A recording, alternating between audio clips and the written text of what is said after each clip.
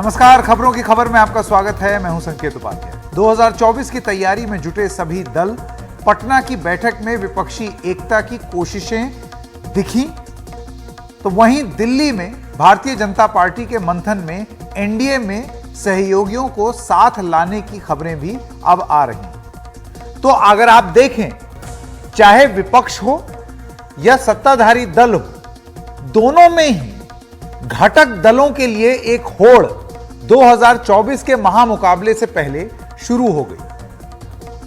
क्या बात कर रहे हैं हम, आइए जरा विस्तार से समझाते हैं। प्रधानमंत्री के अमेरिका और मिस्र की यात्रा से लौटने के बाद भारतीय जनता पार्टी की एक अहम बैठक हुई। यह बैठक बुधवार देर रात तक प्रधानमंत्री आवास पर हुई। बैठक में गृह मंत्री अमित शाह, बीजेपी अध्यक्ष जेपी नड्डा और संगठन मंत्री बीएल संतोष मौजूद थे। बैठक में सरकार और संगठन में फेरबदल पर चर्चा होने की बात सामने आ रही है। सूत्रों का कहना है कि मंत्रिमंडल में भी किस तरह फेरबदल होगा, इस पर भी बात की गई और किस तरीके से उसका चुनावी लाभ हो, इस पर भी बातचीत हुई। वहीं नए सहयोगी कैसे साथ आए, पुराना एनडीए कैसे लौट आए, एनडीए में और घटक दल किस तरीके से आए, इन सब बातों की भी खबर उड़ रही है। यानी बीजेपी एनडीए में नए दलों को साथ लाने की कोशिश कर रही है और कर सकती है। अब इसका सीधा सीधा एक असर या एक आप बात देख लें, या उसको अगर आप साथ में जोड़ के राजनीतिक रूप से देखना चाहें, पीडीए कहा जा रहा है। हालांकि आधिकारिक रूप से विपक्षी दलों की जो एकता बैठक हुई थी पटना में, ये उसका नाम नहीं है, लेकिन एक नाम जो चर्चा में है वो है progressive patriotic democratic alliance, PDA. Patna की बैठक में 15 दल साथ दिखे। अब तक की विपक्षी एकता की सबसे बड़ी कोशिश पटना में दिखी और अब अगली मीटिंग बेंगलुरु में होगी। और इस मीटिंग के ठीक बाद हम देखते हैं कि भारतीय जनता पार्टी भी घटक दलों को तलाशते हुए अब एनडीए का विस्तार करना चाहती है। वो एनडीए जो एक समय बहुत मजबूत था, पर धीरे धीरे धीरे धीरे करके लोग छिटकते चले गए, टूटते चले गए। विपक्ष की बात करते हैं। नीतीश कुमार के बुलावे पर Congress, TMC, Samajwadi party, NCP, Shiv Sena, Uddhav गुट, आरजेडी, जेडीयू, आम आदमी पार्टी, झारखंड मुक्ति मोर्चा समेत 15 दल पटना में जुटे थे। अगले दौर की बैठक, जैसे कि हमने आपको बताया, 10 से 12 जुलाई के बीच बेंगलुरु में होगी।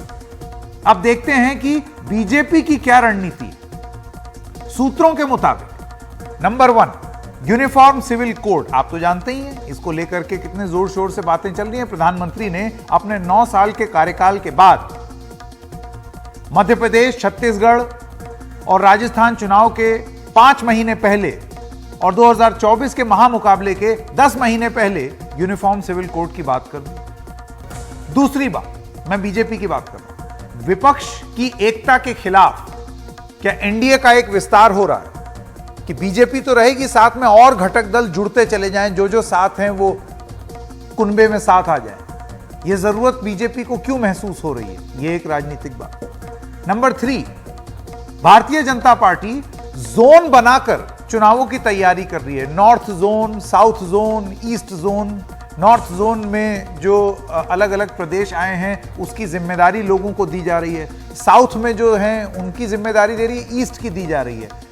तैयारी इस बात की है कि जहां पिछली बार जीते थे उतना रिटेन कर लें, खोएं ना, और साउथ जैसे जोन में जहां पर अभी उस तरीके का वर्चस्व नहीं है, वहां थोड़ा सा अपना पारी की शुरुआत करें या अपनी सीटें बढ़ाएं। इस वजह से पूरे देश को जोन्स में बांटा है बीजेपी ने। नंबर 3, कैबिनेट में फेरबदल। इन मुद्दों पर बीजेपी का ज्यादा जोर। मंत्रिमंडल विस्तार की बात जो चल रही है, इससे सवाल उठ रहा है कि क्या नरेंद्र मोदी सरकार में सहयोगी दलों की ओर एक रुझान दिख रहा है या उनकी जगह और बढ़ाई जा रही है, यह दिखाने के लिए कि बीजेपी अकेली पार्टी नहीं है। भले ही 300 की संख्या हो गई हो, लेकिन हम कई घटक दलों को साथ में लेके चल रहे हैं। इसके कई मायने भी निकाले जा रहे हैं कि क्या घटक दलों की आवश्यकता महसूस हो रही है भारतीय जनता पार्टी अपने शासन के 9 साल बाद। अभी मोदी मंत्रिपरिषद में 3 सहयोगी दलों को जगह है। राष्ट्रीय लोक जनशक्ति पार्टी, आरपीआईए और अपना दल। राष्ट्रीय लोजपा के पशुपति कुमार पारस कैबिनेट मंत्री हैं, आरपीआई के रामदास अठावले राज्य मंत्री हैं और अपना दल से अनुप्रिया पटेल भी राज्य मंत्री हैं। सबसे बड़ा मुद्दा जो फिलहाल दिख रहा है वो है यूनिफॉर्म सिविल कोड। प्रधानमंत्री विदेश से लौटने के बाद भोपाल में भारतीय जनता पार्टी कार्यकर्ताओं से मिले और उनके बीच मेरा बूथ सबसे मजबूत कार्यक्रम में हिस्सा लेने मंगलवार को पहुंचे। प्रधानमंत्री ने यूनिफॉर्म सिविल कोड की बात उठाई, वहीं प्रधानमंत्री ने 3 तलाक का भी जिक्र छेड़ा। दरअसल समान नागरिक संहिता लंबे समय से बीजेपी के एजेंडे पर है। आप जानते हैं 3 मुद्दे थे, राम मंदिर, धारा 370 और कॉमन सिविल कोड। 2 मुद्दों पर तो अमल हो रहा है। एक 5 अगस्त 2019 को हो गया, राम मंदिर बन रहा है, और तीसरा बचा यूनिफॉर्म सिविल कोड। उस मुद्दे पर अब हम देख रहे हैं बीजेपी ने फिर जोर किया। मैं फिर दोहरा दूं, 9 साल के अपने शासन के बाद 3 राज्यों के चुनाव के 5 महीने पहले और 2024 के महामुकाबले के 10 महीने पहले यह राग एक बार फिर छिड़ा। प्रधानमंत्री ने यह बोला कि देश 2 कानूनों में कैसे चल सकता है। आइए सुनते हैं उन्होंने क्या कहा। आजकल हम देख रहे हैं कि यूनिफॉर्म सिविल कोड के नाम पर ऐसे लोगों को भड़काने का काम हो रहा है। आप मुझे बताइए, एक घर में परिवार के एक सदस्य के लिए एक कानून हो, परिवार के दूसरे सदस्य के लिए दूसरा कानून हो, तो क्या वो घर चल पाएगा? क्या कभी भी चल पाएगा क्या? फिर ऐसी दोहरी व्यवस्था से देश कैसे चल पाएगा? प्रधानमंत्री ने जिस तरह इसे उठाया है उससे स्पष्ट है कि 2024 के चुनाव में यह भारतीय जनता पार्टी का अहम मुद्दा होगा। बीजेपी इसे सबसे ज्यादा उठा सकती है। अब फिर आते हैं एनडीए के विस्तार की कोशिशों पर, क्योंकि हमने यूनिफॉर्म सिविल कोड के बारे में बात कर ली। उस पर विस्तार से आप आगे भी हमारे कार्यक्रम देखिएगा, कल मुकाबला भी देख लीजिएगा, द बिग फाइट देख लीजिए, अभी चल रहा है हमारे दूसरे चैनल। लेकिन आइए बात करते हैं एनडीए के विस्तार के बारे में, क्योंकि यहां यूपीए का या फिर विपक्षी एकता का विस्तार पर कार्यक्रम चल रहा है, वहीं एनडीए के विस्तार की भी बात अब जोर पकड़ ली। टीडीपी के चंद्रबाबू नायडू ने अमित शाह और जेपी नड्डा से मुलाकात की। जेडीएस भी भारतीय जनता पार्टी के प्रति नरमी दिखा रही। क्यों? क्योंकि अब आप देख सकते हैं वहां कांग्रेस की सरकार आ गई कर्नाटक में, वैसे में जेडीएस कहां जाए, पुराने घटक दल रह भी चुके हैं, तो फिर नरमी दिख रही है। तीसरी बात, शिरोमणि अकाली दल भी फिर से साथ आ सकती है, ऐसी बातचीत चल रही है। उत्तर प्रदेश में ओम प्रकाश राजभर की वापसी की भी चर्चा है। बिहार में चिराग पासवान और पशुपति पारस में सुलह की भी कोशिशें हैं। लेकिन अब आइए इन दोनों चीजों को जोड़ करके देखते हैं, यूनिफॉर्म सिविल कोड और नए घटक दलों की एनडीए या भारतीय जनता पार्टी की तलाश। अब बीजेपी समान नागरिक संहिता को जोर शोर से उठा रही है।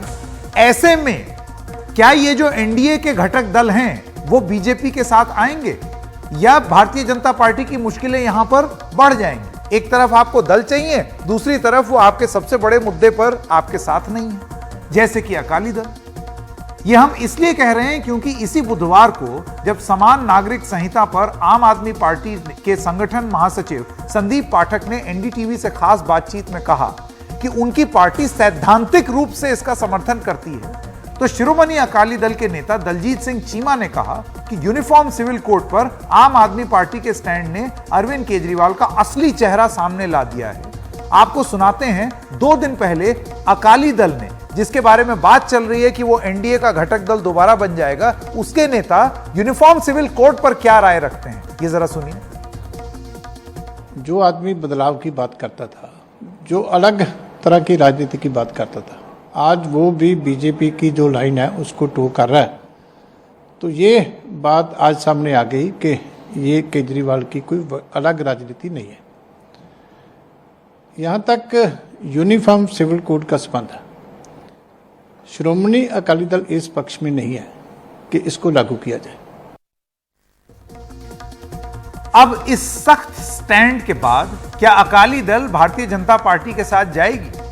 क्या ये जो एनडीए के विस्तार के बारे में जो बात हो रही है वो हो पाएगी, या फिर कोalition कंपल्शन जिसे कहा जाता है या फिर राजनीतिक मजबूरी जिसे कहा जाता है, वो शिरोमणि अकाली दल को मजबूर कर देगी भारतीय जनता पार्टी के साथ जाने पर, और भारतीय जनता पार्टी भी शिरोमणि अकाली दल के प्रति एक नरम रुख अपनाएगी और बाद में इन लोगों के बीच में सुलह हो पाएगी। राजनीति का खेल है, 2024 का महामुकाबला है, आगे क्या होगा वो देखना होगा। अभी तो फिलहाल ये एक पेज पर दिखाई नहीं देते।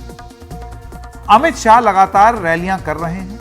तीखा हमला उन्होंने पटना में इकट्ठा हुए विपक्षी दलों पर बोला, कहा 21 लाख के घपले घोटाले वाले जुटे।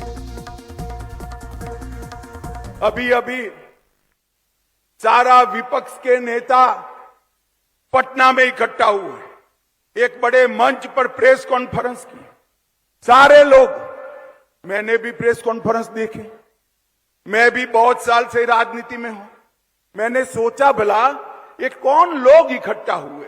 ये 21 पार्टी के लोग थे और 21 लाख के घपले घोटाले भ्रष्टाचार करने वाले लोग वहां पर इकट्ठा हुए। इनके मन में अपने बेटे का भविष्य है। मैं नाम से कहता हूं, स्टालिन जी का इंटरेस्ट है अपने बेटे उदयनिधि को मुख्यमंत्री बनाना और गहलोत जी का इंटरेस्ट है वैभव को मुख्यमंत्री बनाना। जो अपने बेटे के लिए काम कर रहे हैं इसको वोट देना है, या जो देश के लिए काम कर रहे हैं इसको वोट देना है, ये तय करने का समय देश की जनता के लिए आ रहा है। वहीं संगठन के स्तर पर मजबूती की कोशिश हो रही है। देखिए, सीधी सी बात है, भारतीय जनता पार्टी ये जो तैयारी कर रही है, अक्सर ये बोला जाता है कि वो कोई भी चुनाव को हल्के में नहीं लेते हैं और पूरी तरीके से तैयारी करते हैं, फिर चाहे वो म्यूनिसिपैलिटी का चुनाव हो चाहे फिर वो लोकसभा का चुनाव हो। तो दो तरीके हैं इसको देखने में, या तो ये उनका स्टाइल है और इस वजह से वो कोई भी कसर नहीं छोड़ रहे कि उधर घटक दल की मुहिम चल रही है तो इधर भी चले, या इसको देखने का एक और नजरिया है कि क्योंकि वहां मुहिम चल रही है और शायद ऐसा एहसास हो रहा है कि अब जरूरत पड़ेगी, इस वजह से एक बार फिर से कोशिश, एक बार फिर से प्रयास कि उन सारे घटक दलों को एनडीए में लाया जाए जो एक वक्त साथ थे या अभी भी साथ देने को तैयार हैं। अब संगठन के स्तर पर भी काम हो रहा है। कैसी तैयारी चल रही है बता रहे हैं हमारे सहयोगी अखिलेश शर्मा। संगठन पर भी बीजेपी लगातार जुटी हुई है। आने वाले लोकसभा चुनाव के मद्देनजर जो हमें जानकारी मिली है, बीजेपी ने संगठन की दृष्टि से पूरे देश में 3 अलग अलग क्षेत्र बनाए हैं। ये 3 जो क्षेत्र हैं, एक उत्तर क्षेत्र है, एक दक्षिण है और एक पूर्व क्षेत्र है। तो ये 3 अलग अलग क्षेत्र या जोन बीजेपी ने बनाए हैं। देख लेते हैं कि किस किस राज्यों को किस क्षेत्र में शामिल किया गया है बीजेपी की ओर से। अगर हम नॉर्थ जोन की बात करें तो जम्मू कश्मीर, लद्दाख, हिमाचल प्रदेश, पंजाब, चंडीगढ़, राजस्थान, गुजरात, मध्य प्रदेश, छत्तीसगढ़, यूपी, दिल्ली, उत्तराखंड, दमन दीव, दादर नगर हवेली, ये सारे जो राज्य या यूटीज हैं इन्हें इसमें नॉर्थ जोन में शामिल किया गया है। अगर हम ईस्ट जोन की बात करें, पूर्वी क्षेत्र की, तो इसमें बिहार, झारखंड, उड़ीसा, पश्चिम बंगाल और पूर्वोत्तर के सभी राज्यों को पूर्वी क्षेत्र में रखा गया है।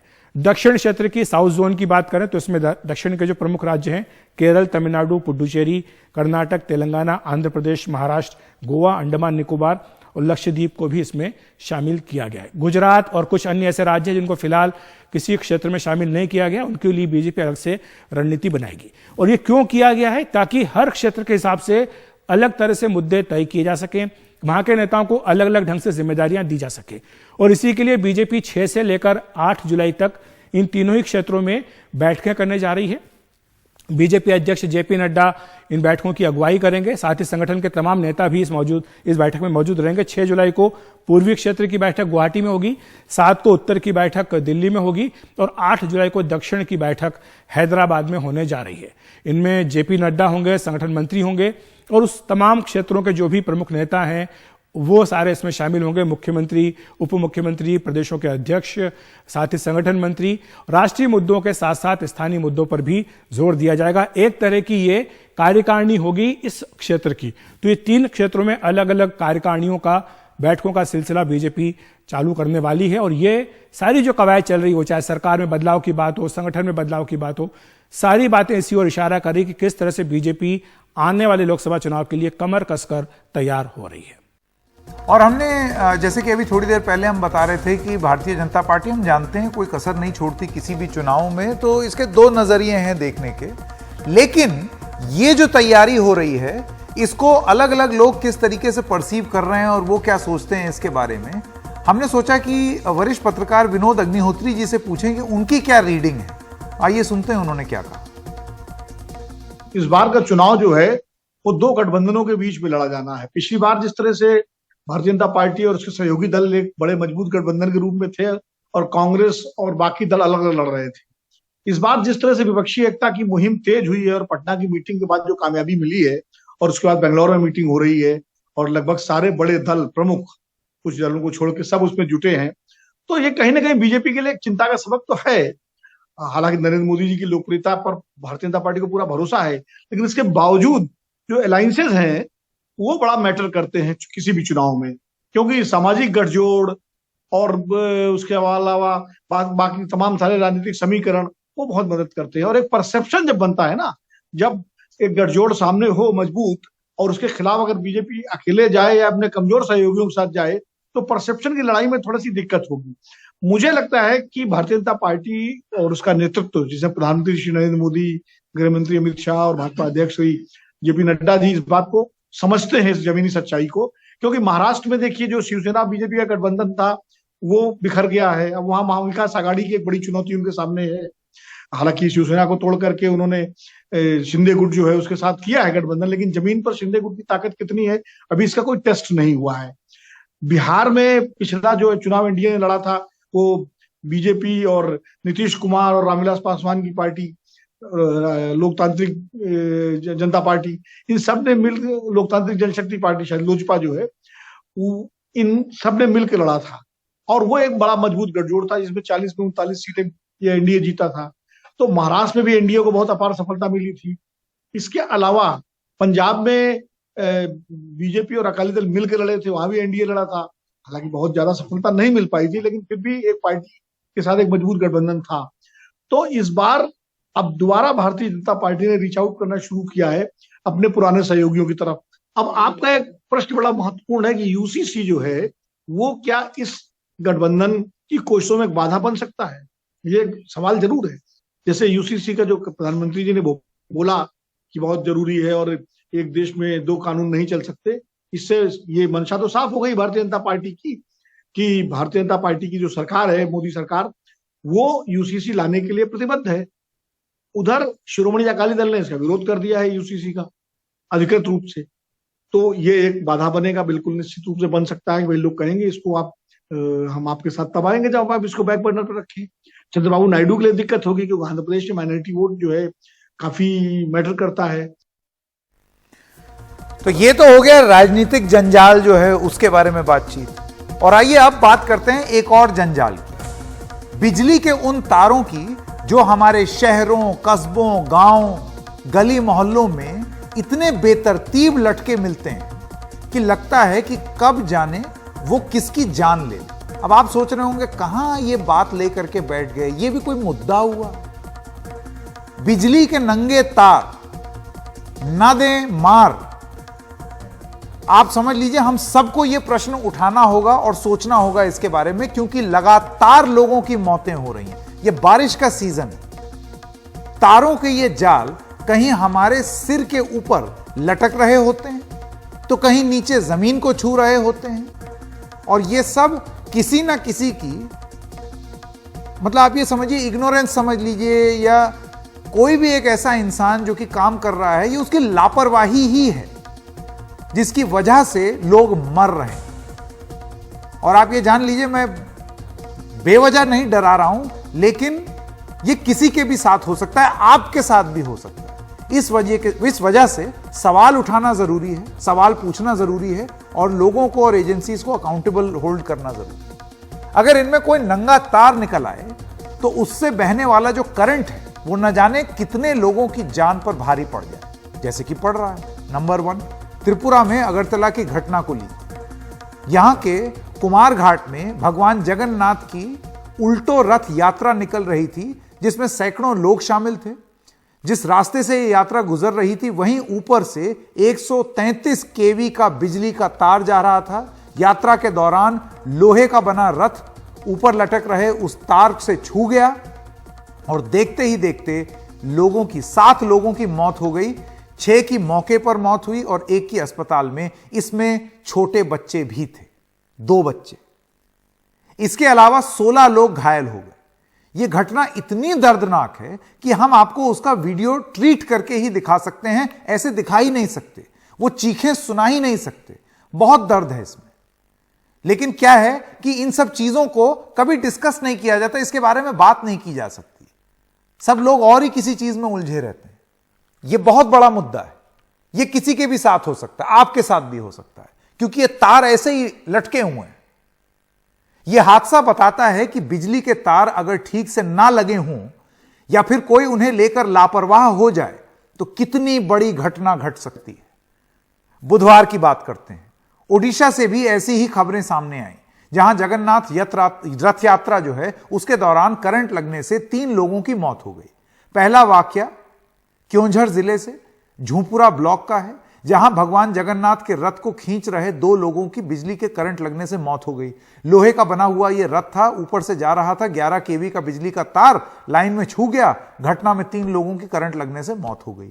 ऐसी ही दूसरी घटना कोरापुट जिले के कोलाब नगर से हुई, जहां रथ के ऊपर लगा झंडा एक नंगे तार से संपर्क में आ गया और बबुला नायक नाम का एक आदमी इसी बिजली के करंट लगने से उसकी मौत हो गई।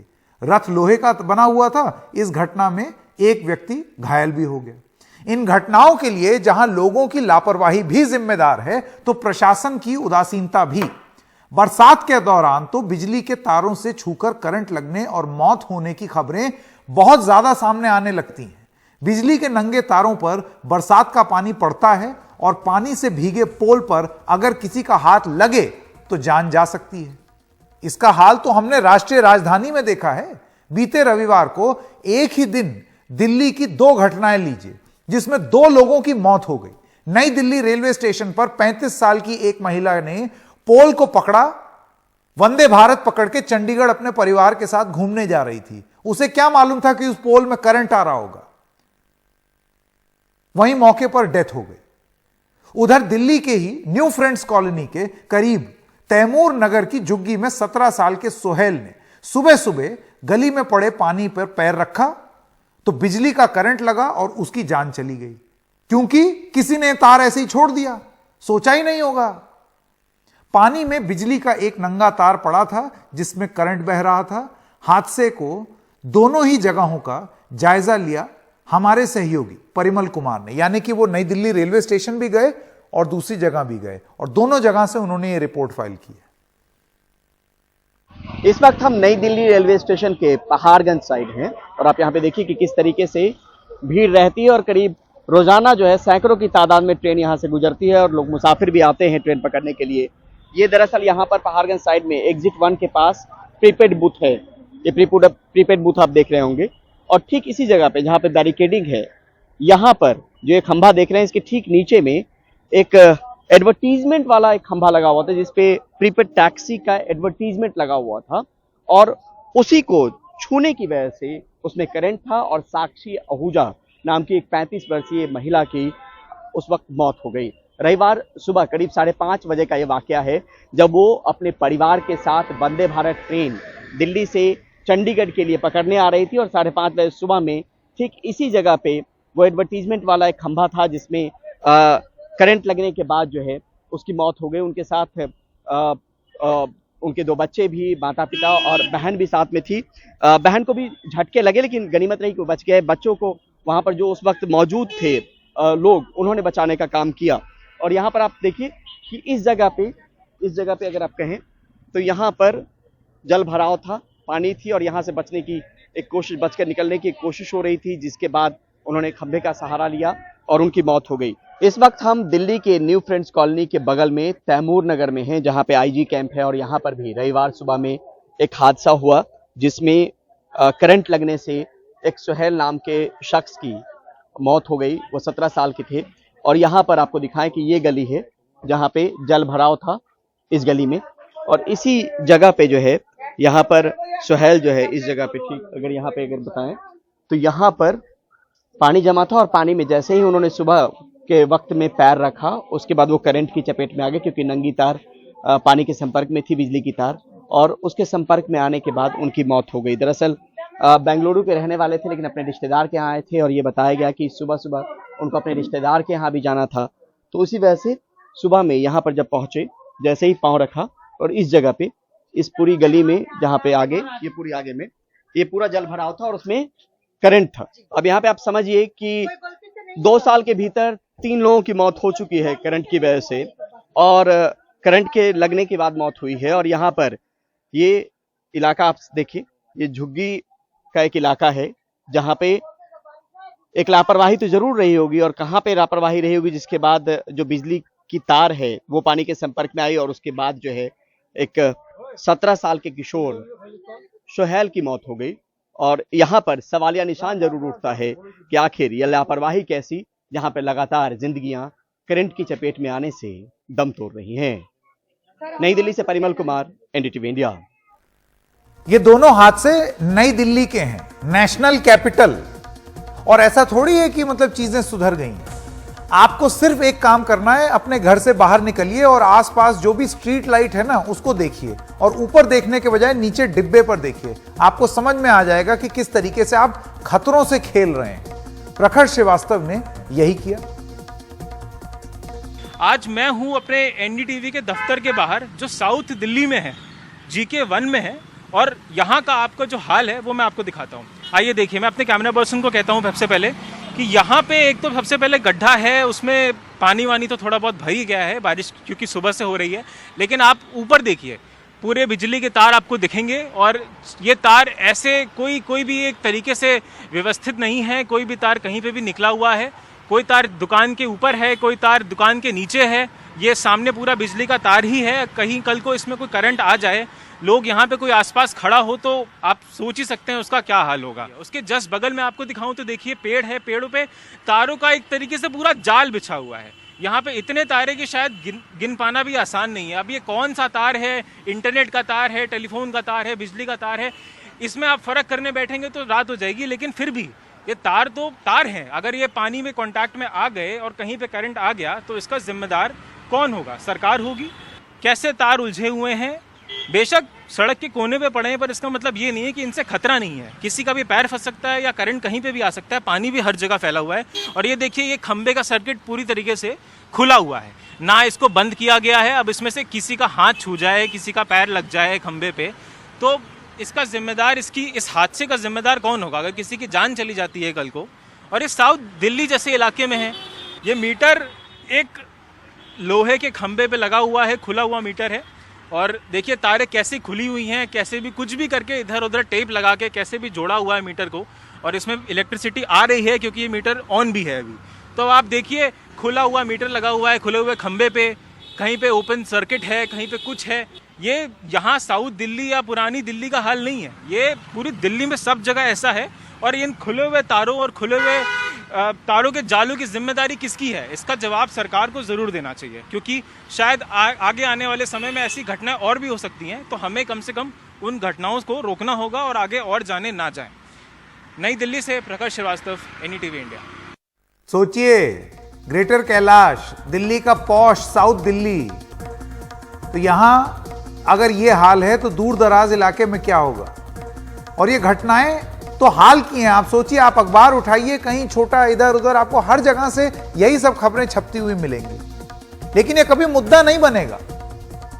बिजली की तार का जाल मौत के समान की तरह गली मोहल्लों में, बाजारों में लटका रहता है, और हम लोगों को आदत सी पड़ गई है इन सब चीजों की। कई जगह इतना बेतरतीब है कि तारों का जाल देखकर ही डर लगने लगता है कि कहीं आपको ना छू जाए। कई जगह तो ये तार इतने नीचे लटक रहे होते हैं कि आता जाता कोई भी इनकी जद में आ सकता है। अब ये तो दिल्ली की बात हो गई। आइए अब मुंबई की बात कर लें। वहां भी बहुत तेज बारिश होती है। मुंबई के वर्ली इलाके में हमारे सहयोगी सोहित मिश्रा टहल रहे थे कि उनको भी यही दिखा। फिलहाल हम मुंबई के वर्ली इलाके में मौजूद हैं, जो मुंबई के सबसे पॉश इलाकों में से एक है। और पिछले कुछ दिनों से और आने वाले कुछ दिनों के लिए भी, क्योंकि मानसून का महीना है, तो भारी बारिश की जो चेतावनी है वो मौसम विभाग ने दी हुई है। और इस सब के बीच आज जो हम बात करने वाले हैं वो इस बारिश और साथ ही साथ किस तरह से शहर के अलग अलग जगहों पर खतरा बरकरार है उसके बारे में बात कर रहे हैं।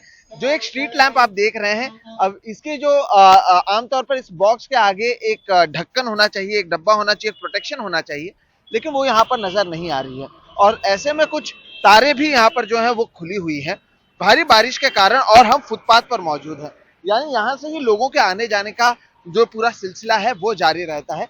ऐसे में सोचिए कि कितना बड़ा खतरा यहाँ पर बरकरार है, या कितनी बड़ी खतरा यहाँ पर हो सकता है जब लोग यहाँ से आते जाते रहेंगे और गलती से अगर कोई यहाँ पर पहुंच जाता है। अगर आप तस्वीरों में भी देखेंगे तो कुछ तारें जो हैं वो नंगी हैं, वो पूरी तरह से खुली हुई हैं। तो ये जो खतरा है ये भारी बारिश में कितना बढ़ सकता है ये देखना अहम है। तो भारी बारिश में हम लगातार देख रहे हैं कि किस तरह से हादसे होते रहते हैं। पिछले 48 घंटों में पेड़ गिरने की वजह से 3 जगहों पर मुंबई में ही मृत्यु हुई है। तो एक तरफ ये सारी चीजें हो रही हैं और दूसरी तरफ जो आप देख रहे हैं ये भी एक बहुत बड़ी खतरे की घंटी है, और इससे समझा जा सकता है कि शहर के अलग अलग जगहों पर किस तरह से खतरा बरकरार है। ये जो वायर्स हैं इसे क्योंकि सही तरीके से जो काम किया जाना चाहिए वो नहीं हुआ है, और क्योंकि ये फुटपाथ से लगा हुआ रास्ते पर ये मौजूद है, तो ऐसे में यहाँ पर जो लोग आते जाते हैं उन पर इसका असर हो सकता है अगर वो सावधानी पूर्वक ध्यान ना दें।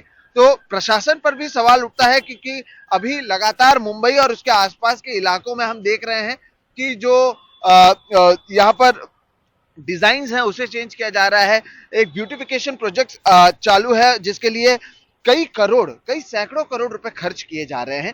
तो एक तरफ ये सारी चीजें हो रही हैं और दूसरी तरफ एक हकीकत ये भी है जिसका असर कई लोगों पर पड़ सकता है, खासतौर पर उन लोगों पर जो यहाँ से जाने वाले तो होते हैं या आमतौर पर यहाँ से वो आते जाते हैं या सफर करते हैं। और ये केवल मुंबई के वर्ली इलाके में तो हम मौजूद हैं, लेकिन इस तरह के हालात ना जाने कितने ऐसे गली मोहल्लों में और अलग अलग जगहों पर रहेंगे। तो एक इसके जरिए आप समझ लीजिए कि जो हालात है वो कितने गंभीर हैं, और सवाल ये है कि इसके लिए प्रशासन की ओर से क्या कदम उठाया जाता है, या जल्द से जल्द हम भी उम्मीद करते हैं कि ये जो पूरा मामला है इससे लोगों को बचाने के लिए कोई कदम उठाया जाए। मुंबई से कैमरा पर्सन राजेंद्र दयालकर के साथ सुहित मिश्रा, एनडीटीवी इंडिया।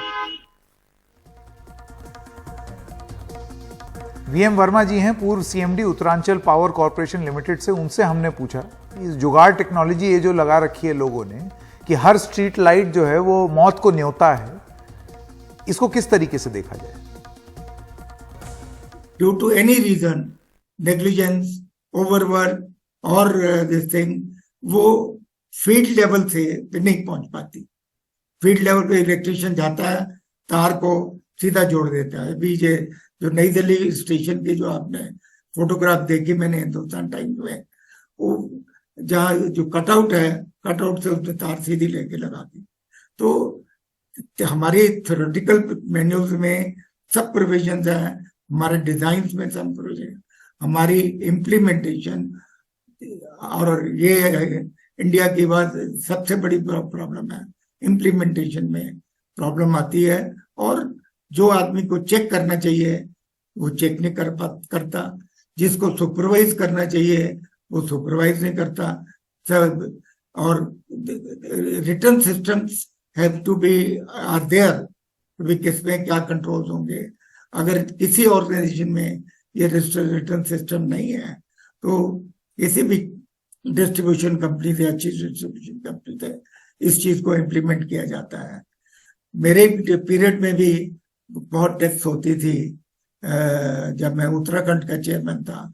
लोग बच्चे जो हैं मछली पकड़ने के लिए तारों के ऊपर तार डाल देते थे और उनका हाथ कट जाता था, दूसरा हो जाता था। तो बड़े शुरू में कई ऐसे केसेस आए, मेरे को थोड़ा सा स्टाफ को टेक्निकली ओरिएंट करना पड़ा। तो आप ये जान लीजिए कि अब आप कल से जब जाएंगे कहीं इधर उधर तो प्लीज घर से निकलते ही एक काम अपने लिए और अपने घर वालों के लिए कर दीजिए। वो हर स्ट्रीट लाइट देखिए, वो हर खंबा देखिए, और उसमें अगर आपको ये जुगाड़ टेक्नोलॉजी दिखेगी ना, किसी लापरवाह इंसान ने या प्रशासन ने अगर वो तार ऐसे ही छोड़ा होगा तो आप ये जान लीजिए वो आपकी मौत को न्योता है। और हां, ये थोड़ा गंभीर बात इसीलिए कर रहा हूं क्योंकि ये हो रहा है आपके आसपास। अपने प्रशासन से सवाल जरूर पूछिए। क्योंकि अगर आप अगली ऐसे हेडलाइन देख रहे हैं तो आप ये समझ लीजिए कि ये किसी के भी साथ हो सकता है, क्योंकि आपके आसपास इसी तरीके का मौत का जाल बुना गया है। एक छोटे से ब्रेक के लिए रुक रहे हैं, खबरें जारी रहेंगी।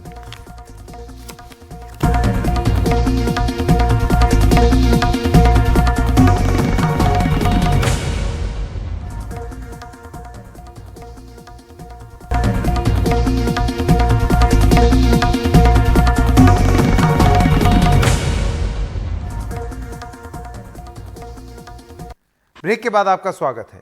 मणिपुर में जारी हिंसा के बीच मुख्यमंत्री एन बीरेन सिंह ने साफ कर दिया है कि वो इस्तीफा नहीं देंगे। एन बीरेन सिंह ने ट्वीट करके कहा है कि इस अहम मोड़ पर साफ करना चाहता हूं कि इस्तीफा नहीं दूंगा। इससे पहले बड़ी संख्या में लोग मुख्यमंत्री एन बीरेन सिंह के घर के बाहर इकट्ठा हुए और महिला समर्थकों ने इस्तीफा भी फाड़ दिया। ये वो सब कुछ हुआ जब राहुल गांधी मणिपुर के 2 दिवसीय दौरे पर थे। मणिपुर में 3 मई से जारी हिंसा के बीच आज चर्चा रही कि सीएम एन बीरेन सिंह अपनी कुर्सी छोड़ने वाले हैं।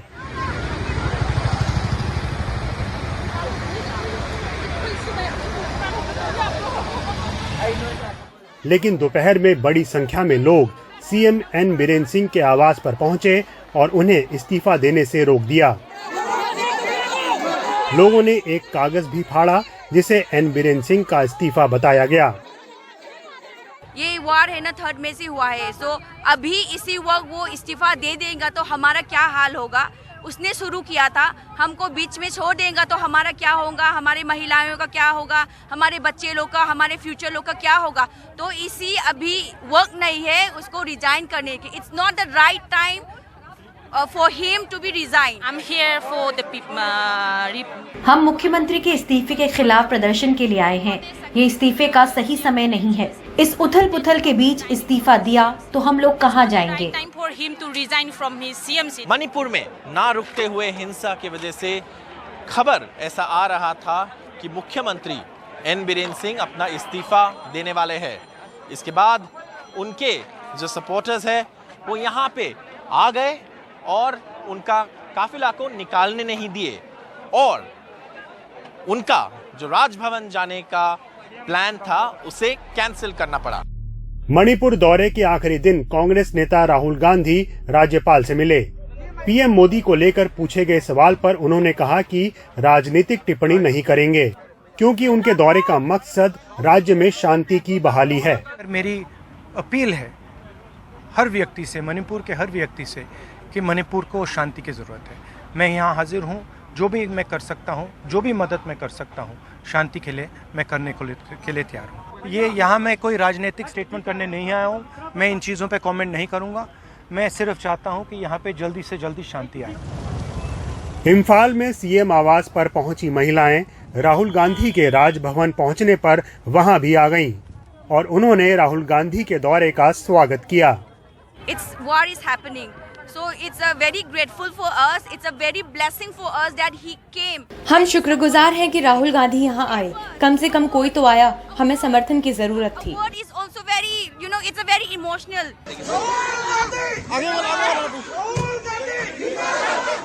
इससे पहले राहुल गांधी ने मणिपुर के मोइरांग में एक रिलीफ कैंप का दौरा किया और हिंसा से प्रभावित लोगों से बातचीत की।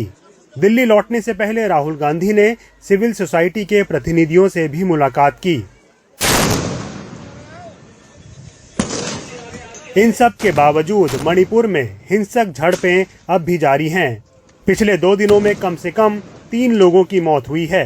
साफ है कि शांति की राह चुनौतियों से भरी है।